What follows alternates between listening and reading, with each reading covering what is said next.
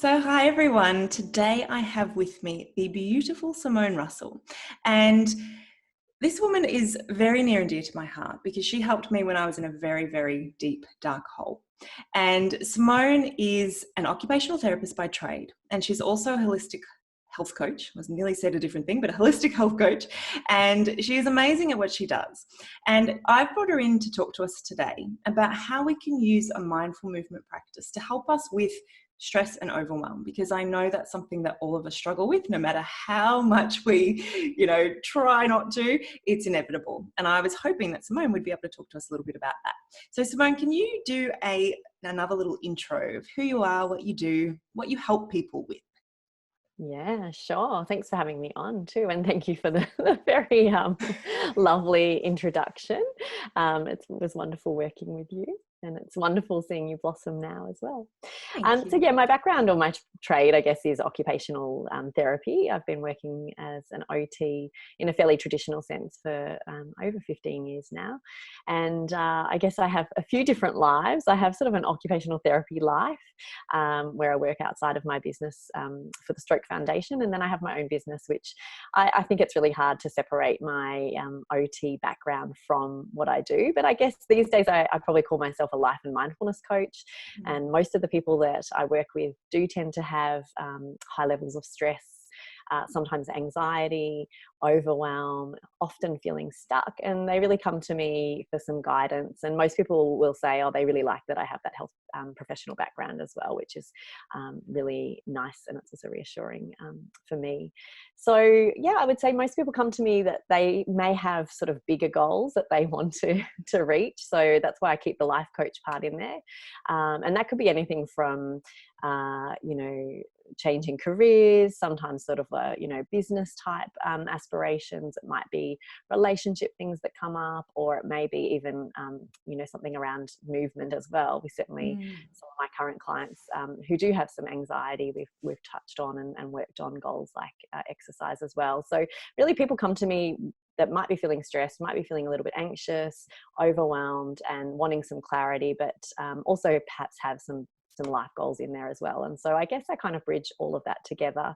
I tend to see or attract in my own business a lot of yogis, or people that I guess are on that sort of yogic path or spiritual path. So that's the sort of type of person that might come to me and seek some support at some point and guidance. So yeah, that's really what I do. I guess I've always had a fairly mindfulness-based approach and have done quite a bit of training over the last few years with acceptance and commitment therapy, which probably the key person most people would know that works with this model is Russ Harris, the author of The Happiness Trap. So yeah, it's a psychological model, but it kind of really made a lot of sense when I went and did more formal training in acceptance and commitment therapy. So it kind of really helped me to consolidate some of the work that I do around mindfulness strategies and techniques. I love that. Yeah. I love that. Yeah. And you described me, didn't you, when I came to see you? That's exactly what it was. I was definitely a yogic type, but deep, deep, deep into a lot of anxiety and overwhelm and a really tricky period of life. And I always just tell people that Simone sort of saved me there. And I'm never overstating that. So Simone, you talked a little bit about how often you do talk about mindful movement with your clients. And I know that for yourself as well, that you have a yoga practice and a mindful movement practice. So I'd like to talk to you a little bit about how does mindful movement play into our capacity to manage our own stress? So, it could be in your own life, in the life of your clients. How does that relationship work? Yeah. So, I mean, I think to go back to basics, we know that exercise in general is amazing for our health, our overall health, so mental health as well as physical health. But I think that the part that I really find with more mindful movement, and that might be everyday exercise that you decide to be more consciously mindful during, or it may be more mindful type practices such as yoga. You know, they really help us to switch on that relaxation response or the rest and digest response. So really switching off that fight or flight. And the mindful part is really the very thing that brings us into the present moment. So often we're on autopilot up in our head. There's lots of thoughts going on. We may not be even consciously aware of that. And what mindfulness does and mindful movement does is really brings you into that present moment and out of or off autopilot. So really, you know, there might be a lot of thoughts going on around perhaps worrying about something that's coming up or worrying about the future. And there may also be thoughts like ruminations around the past, or, you know, that overthinking about what I said or what I did and or what I didn't do in the meeting or at work or whatever it might be, or parenting. Yes. And, you know, really being mindful in our movement practice gives us another opportunity to come back into that present moment, which is kind of right here. You know, we can't be thinking about the future and worrying about the future. We can't be thinking about the past when we're fully mindful. And in our movement practice, then we're there in the present moment. Life is usually much sweeter. Yes. So I think, you know, a mindful movement practice is another opportunity for us to practice mindfulness, which we obviously know is very beneficial in increasing, you know, well, improving our lives in general, really, but reducing stress, you know, a whole host of benefits of mindfulness. But it really does, that mindful movement interrupts some of those, I guess, spiral of thoughts and almost that circuit of kind of neural pathways that can be happening up in the head when we're feeling stressed or you know, overwhelmed. Even it might not be stress or anxiety, it might just be overwhelmed. So, you know, obviously we could talk more about yoga, but any mindful movement, if there's that connection with the present moment, can do that. But particularly I find yoga for me personally is that really that connection with the present moment and the breath and the body and mindful movement. I think when you apply mindfulness to movement, whether it's yoga or other exercise, Pilates, for example, or your somatic movement, or even just going for a walk and being more mindful, you really tune into the body much more. And I think that for me, it took me a number of years to really figure that out. You know, I think now I'm like, if I've got a little niggle in my shoulder or my back or my, you know, whatever else, you know, I'm much more quicker to, or, you know, notice that and respond to that. Whereas I think years ago, I probably would have been just so up in my head, even, you know, when I was doing a lot of running or whatever it might have been, I was less aware and tuned into my body. So I think one of the really big benefits of a mindful movement practice is you are so much more in tune with your body and able to notice when you're pushing too much, when you need to perhaps pull back, or when you maybe do need to push a little bit more because, you know, your body's feeling a little bit stagnant, or perhaps, you know, you're feeling like you need to get moving and get some of the energy flowing and the muscles moving. But yeah, I think that's probably all I have to say at this stage around it. I think, you know, we know that exercise and movement in general gets the happy hormones going, which is, you know, obviously one of the massive benefits of exercise and movement in general, but mindful movement, I think, takes it to that whole next level. I love that you talked about it not being just these kind of movements that we think of as being kind of more mindful, because I'm very much of the belief that any movement that we want to do can be mindful if we take that approach to it. I love lifting weights, for instance, and for me that is a super mindful movement practice, but it could not be too, depending on how I approached it. And I think what you touched on there is this whole idea that what we do within our mindful movement practice kind of starts to leak out into our lives, doesn't it? So, you know, you talked about you start to notice these things in your body and perhaps the swirling thoughts that we get engaged with, and that's kind of easy to notice on the mat because we're hooked into that process. We're being instructed almost to do that.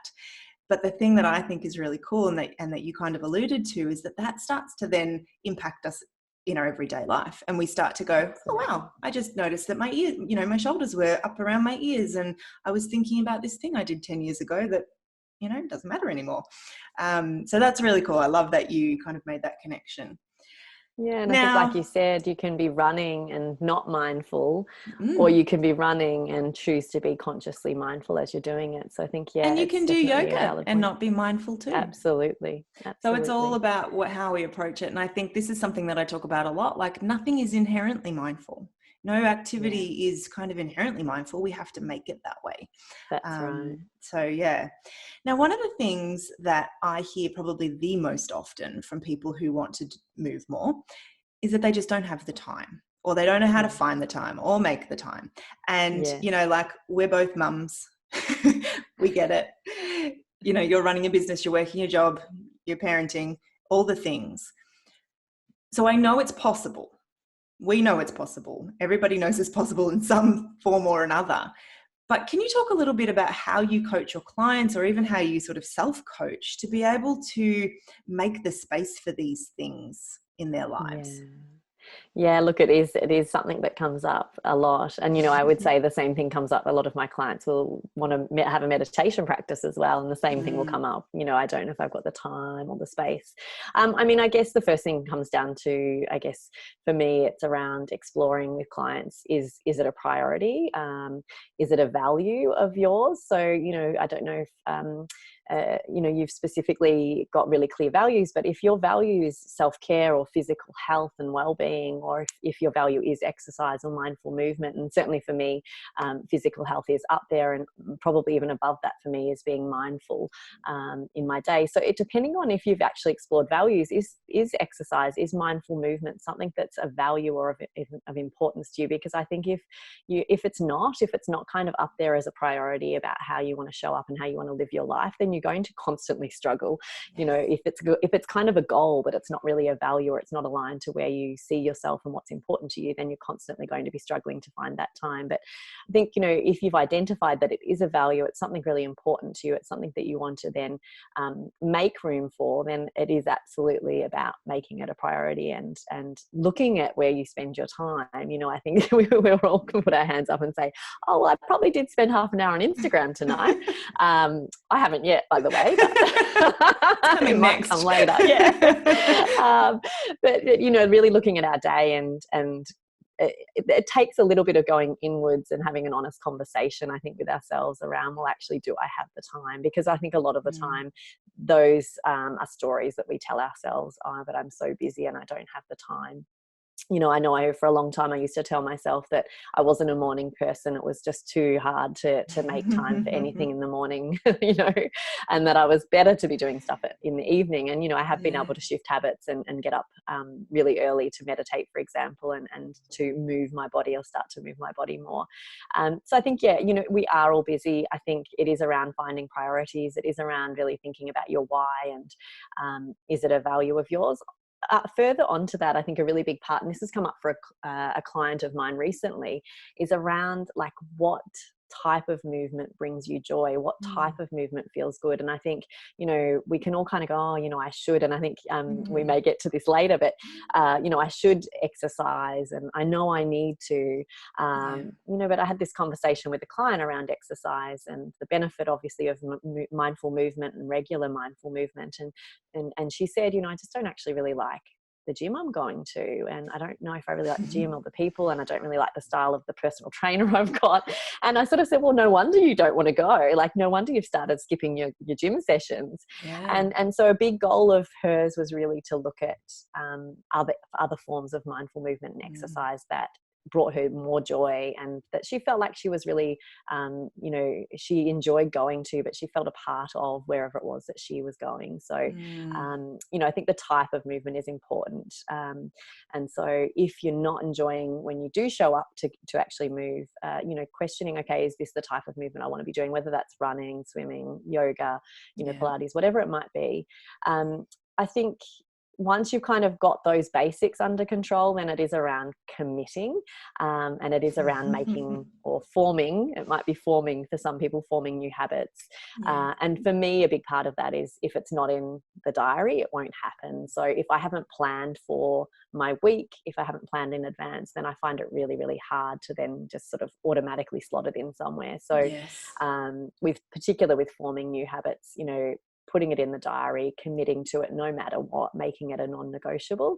Having said that, starting small is usually sensible, and I think that's one of the huge benefits of your online studio, is that you've got lots of different variety on there. Like, I know you have a lot of snack size mindful movement sessions, which I think is what has really appealed to me, because let's face it, you know, once kids come along and at certain stages of parenting, getting out of the house can be a lot more difficult. So I think, you know, that's again coming back to that sort of what suits, and the path of least resistance is another big thing I talk about. Like, what's actually going to eliminate, you know, some of the resistance. And certainly for me, getting to a class felt too hard at certain points. And so when you did announce your online studio, I was like, this is what I need. Yes. So I think being realistic, you know, and starting small is really, really important.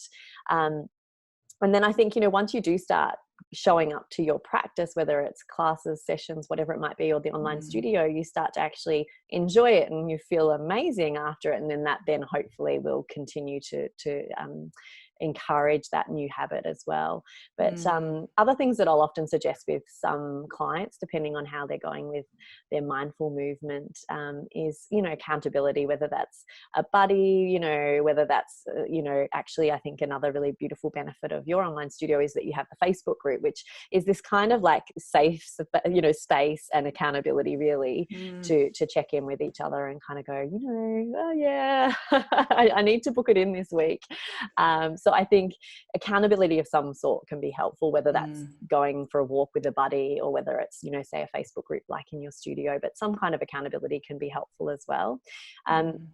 The biggest probably one I would say after that, and that I'll finish with, would be, don't expect to feel motivated before you start. Maybe never, you know, maybe never. Yeah. I think so many of us are waiting to feel motivated. We're waiting to feel like this inspiration to come to a class, or to put on, you know, the TV or the laptop to do our mindful movement practice, or whatever it might be, to get our shoes on and go out for a walk. And most of the time that doesn't really come. So I think that that's probably been one of the biggest lessons personally for me, is that, you know, it's most of the time I'm not going to feel that motivation or emotion to actually want to start the thing that I need to start, or the thing that I want to start. So even though my conscious brain is telling me, yes, I really want to do this, and I want to do this 3 times a week or every day or whatever it might be, my emotional state is like, I don't feel motivated though. Like, this is weird. I don't feel motivated to do the thing that I want to do. And, you know, I guess, you know, a lot of it can come back to habits and our subconscious mind and our thoughts. But, you know, often we'll get hooked on some of those thoughts, like, well, I'm too warm and cozy in my bed, or I feel a bit tired. You know, we might come home from work and, oh, but I feel too tired to go. And so we get really hooked into those thoughts and the feelings that come, you know, the tiredness, for example. So I think that we really need to pretty much expect there will be loads of resistance when we're starting something new. Like, there will be excuses, there will be stories, there will be lots of resistance, and don't listen to any of it. It's all lies. You know, yeah, it's all lies. It's all like your subconscious mind wanting to keep you small and safe and lazy perhaps. But I think that would be my biggest probably one that personally has been a bit of a game changer for me. And I think a lot of us are waiting for that motivation. So notice the thoughts and feelings and the excuses, and just get started anyway. Yeah, I love that. And I love that you talked about values. And I'm going to just spring a question on you here, but one of the things that I believe is that we do have a fairly significant capacity to change our inner identity. And one of the things that I think comes up for a lot of us is that if we see ourselves as a person who doesn't do X, Y, Z deep down, I'm not the kind of person who commits to X, Y, Z, not the kind of person who does these things, then we're kind of, you know, fighting an uphill battle, because deep underneath that supposed desire to take up a yoga practice, we don't think we're the kind of person who does it. But I know that we can shift that because I've done it for myself. Do you have anything to say around that? And is that ever something that you sort of coach people through to shift? Yeah, absolutely. And I think it's definitely an underlying cause of why a lot of people don't change either their lives or their habits or whatever it might be that they're changing. Mm. I think it can be a little bit of a kind of foreign concept for a lot of people, but absolutely, like if, you know, for example, I'm going to give you an example of my meditation practice. So and it's taken me a long time to get a daily meditation practice, particularly since having a child and one that didn't sleep for a long time. And I think, you know, yes, I was practicing lots of kindness and compassion and doing the best I could for a long time, but it's been something that I've really wanted to do for a long time. It was aligned with my values, and I was like, why can't I crack this habit?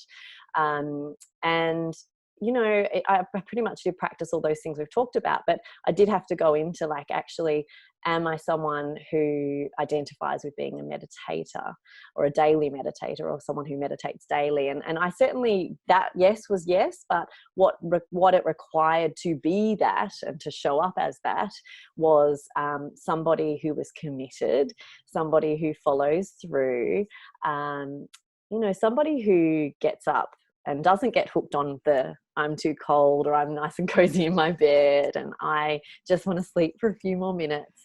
And so I had to really identify some of the stories that I had that were actually preventing me from being that daily meditator. So yeah, absolutely. I hope that makes a little bit of sense about how I applied it in 100%. my own life. But I think, yeah, you have to go a little bit deeper around so like, what would it take and who would you need to be to do the thing that you're wanting to do?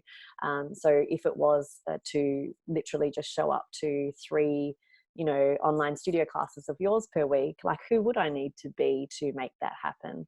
And I would say too, like, I like looking at around like my future self, like if this is my sort of current self right now, I call it, you know, maybe point A and point B is this future version of me, like this version of me that gets up and meditates, or this version of me that comes and has a mindful movement practice at least 3 times a week.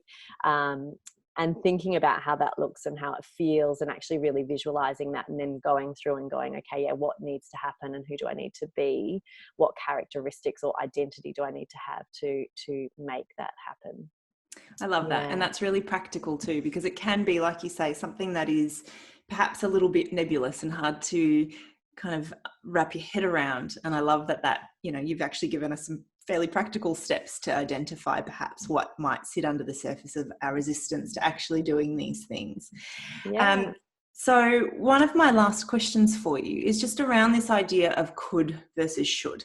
And Yes. this is something that I talk a lot about with my students, because should just makes us feel pretty rubbish in my experience. Anything that is on my should list, like I want to, no, I don't want to look. And so I try as best I can for things that I actually want to be doing, things that are going to lead me in the direction of the person I want to be or how I want to feel. I play with this idea of could instead. You know, I could do a yoga class today because I would like to feel less tense, more flexible, more calm, whatever it is. And then usually by kind of like pointing out to myself what those things are, I'm like, oh yeah, I really want that. And then that helps me to move in that direction. But do you have anything else to say around that kind of could versus should, and how we can use that language to kind of help ourselves in the right direction? Yeah, well, the first thing is I don't use it, or I try not to use the word at all. Banned. Yeah, it's kind of like banned. It's like the, you know, put $1 in the cookie jar if you say Yeah. the word no. First thing is I catch myself if I do ever say it. So I think many years ago I would have said it a lot of the time, you know, I should get up and go for a run, or, you know, and probably actually I lie, I probably do still say it around I should go to bed now. You know, I should go to bed now, it's getting late. It's But probably it's the so main one I've quiet at said. night. Yeah, but I've got so much to do, or, you know, it's just quite nice having some time out. Yeah, so I probably do still say it around bed. But the first thing I would say, and I often will talk to clients around, is if you hear yourself saying it, either that inner dialogue, that inner voice, or if you say it out loud to somebody in your home or your friends or family, to stop, just to pause and actually take note around what the content of or the context is in which you've said that word, because I think it can give us lots of clues around what's kind of below the surface and what might be there, whether it's guilt that's kind of driving us to do something. So, and I think that's really the first place I would start is, you know, if I'm saying, oh, I should go to sleep, it's kind of like, interesting, like there's something there that I want to do, but I'm applying this should word. So for me, I'll use the sleep example. Absolutely. Going to bed earlier has been a massive goal of mine. And so to me, when I hear myself saying that, it reminds me that I haven't yet achieved that goal, or, you know, in my mind, I haven't yet achieved that goal. So I think for me, it's valuable information that I'm using that word in the first place. And it's often this can be meaningful in that it could be that there's a sort of misalignment between your goal and actually what's the reality. So for me, like I said, I want to go to sleep earlier, and I'm using should as a kind of almost a guilt trip to get me there. So it's for me, it's around thinking about it in a different way. So, you know, I think you maybe have touched on this as well, that, you know, could is a much better way, or, you know, it's about making a choice. So I could go to bed right now, or I could choose to stay up. And I have this beautiful model that I use a lot of the time with clients around some of these situations. It's a choice point, and it's around, you know, is this decision that I'm making, or this choice that I'm making, taking me towards my goal, or is it aligned with my values? Is it moving me in the direction that I want, or is it actually moving me away? And often what's at the bottom of those choices is, again, those emotions and thoughts that hook us. So for example, with the sleep one, I'll be, you know, hearing myself say I should go to sleep right now. So if I could actually use mindfulness and take a pause right there and bring some conscious awareness to my thoughts, what would go on here for me is that there's a thought that, like you said, oh, but it's really nice having this time out to myself because I have my 2.5-year-old, you know, chasing my tail the whole day. There might have been all these different thoughts going on in conjunction with the I should go to bed right now. And, you know, in my body, there might be some emotions happening as well. Perhaps I'm feeling tired, but there's still this kind of desire to stay up and perhaps rebel a little bit and, you know, stay on Instagram or whatever it might be. So it's, again, a reminder for me to come into the present moment, into my body, and actually just check in and see what's going on. And so if I choose to get hooked by this, you know, it's great staying up, or, you know, it's okay, you know, maybe I can sleep in the morning, or whatever might, you know, all the different justifications and the excuses that might come, then I know it's going to move me away from the goal and my values around having good health. Obviously sleep being very important to our health. So yeah, I like using this model of, is it a towards move or is it an away move? And so that would be something that I would potentially use in a situation where should might come up. But I think, yeah, the first thing would be just to get curious. Why is it coming up? It gives you lots of information. There's something happening when you use the word should. So to kind of unpack or investigate that a little bit more, and then, yeah, looking at what the situation is. But usually, and I don't know, maybe you can give an example of where you use it and see if my choice point model would apply to that. But in most cases, it will apply to any decision that we make. And I think, you know, this should is around, okay, well, I get to make a choice here, and what choice is it going to be? Do I actually really even want to go to sleep? You know, that's obviously something that we need to explore too. Sometimes it might be, I should go for a walk right now. Well, okay, do I want to go for a walk right now? Why? Is there pressure on me from, you know, other sources, whether that's society or family, or, you know, is it, you know, depending on what the should comes up about, can be for a whole different host of reasons. But yeah, usually it's accompanied with guilt, you know, and like, or it can be a good excuse or a good, it can often result in, you know, a bit of a sort of guilt tripping and shaming ourselves because we're not doing the thing that we should be doing. Absolutely. Should came up a couple of times for me today, but it was all around taking the dog for a walk because he was bothering me because I hadn't. And yeah, I think that, you know, the choice, even in that scenario, it works because, you know, my goal in that moment was actually to have him be calmer, and taking him for a walk would have achieved that. Anyway. Yes. Yes. And so you can I use love all that of that. where, Yeah. yeah. I Is it love an that. That's away a really move good or way. a towards move or an away move? Yeah. Yeah. That's brilliant. And it works Yeah. perfectly in the yoga world. So I'm going to wrap us up, and in a moment I'm going to ask you how we can find more about you and figure out where we can find you. But have you got any final tips that you want to leave us with for other women who just want to either move more or be kinder to themselves or find a way out of this kind of constant push and pull, in this world? Yeah, I think we've probably covered most of them. I think that the first one would be coming back to this, be aware when you get hooked on these thoughts and feelings, and, not expecting to feel motivated before you do the thing. In fact, expect all of the excuses, all of the stories about why you don't have time, about why it's too hard. Sometimes if it's going outside for, a walk, it can be around the weather, or all sorts of different things can come up. So I think, expect that there will be resistance if you're trying to form healthy, mindful movement habits. And, notice them, but don't hook into them, don't buy into them. Just notice they're there. Yeah, I'm having some thoughts and some emotions that want to take me away from doing the thing that I want and need to do. So that would be probably the first one. I think the rest of it comes back into that, who are you wanting to be and showing up? And I like the idea around, if you're having trouble with making it happen, to just spend some time actually, closing down your eyes and just visualizing what would this mindful movement practice look like to me, and getting a real sense of where would it happen, when would it happen, how do I feel, how do I look, really stepping into that future person and exploring some of that stuff we were talking around. Who do I actually need to be to make this happen? Is it around commitment? Do I need to be more committed? I think, a really big lesson for me was the word non-negotiable, or the words non-negotiable, making things a non-negotiable. I think it comes back to that, expect there'll be resistance, do it anyway, and then you'll actually, if it's the right form of exercise or mindful movement, you'll want more of it. You'll actually enjoy it, and that will keep getting you back. And as you even start to have a couple of weeks where you've been consistent with the practice, you start to go, I'm doing this, I'm stepping into this person that I want to be, and you'll start to really notice the physical, emotional, psychological, the whole package. You'll experience all of the benefits that can also keep you motivated and to keep you going along.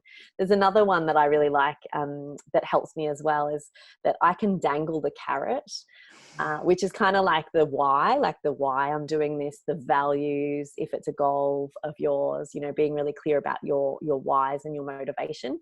So I can dangle the carrot and then be led by that. And that comes back to kind of the towards moves. Or I can beat myself with a stick. And the beating myself with a stick is the really kind of rigid, you have to, you should. And then when you miss a day, you beat yourself up. There's lots of judgment. There's lots of guilt and shame. So, what's the easiest option? The easiest option is the dangle the carrot and, really step into that person that you want to be, and stay aligned with the values and the goal, and the why. Make it simple, start small. Yes, that is perfect. I love that. And I love the carrot analogy. That's perfect. So Simone, I know that people are going to want to know more about you and find you. So can you tell us where you hang out? Where can we find you? I do hang out online. I try not to be there too much. I probably need to be there more than I am. But you can find me at the moment. My business name is actually Yoga Mona. I sold some yoga leggings once upon a time, and I'm in the middle of a rebrand. But at the moment, you can find me at yogamona.com.au, and you can find me on Instagram and Facebook, Yoga Mona as well, YOGAMONA. But I'm on Instagram, I'm on Facebook, and I have my website. But if you find me on any of those channels, then they'll all lead you to wherever I am down the track. Perfect. When I do rebrand. Amazing. Well, thank you so much for taking the time to chat with me. That was full of so many practical tips for all of us to take away, and I know that everyone will have gotten so much value out of that. So thank you so much, Simone. My pleasure, Erica. Thank you for having me. Thank you. I'll talk to you soon. Bye. Bye.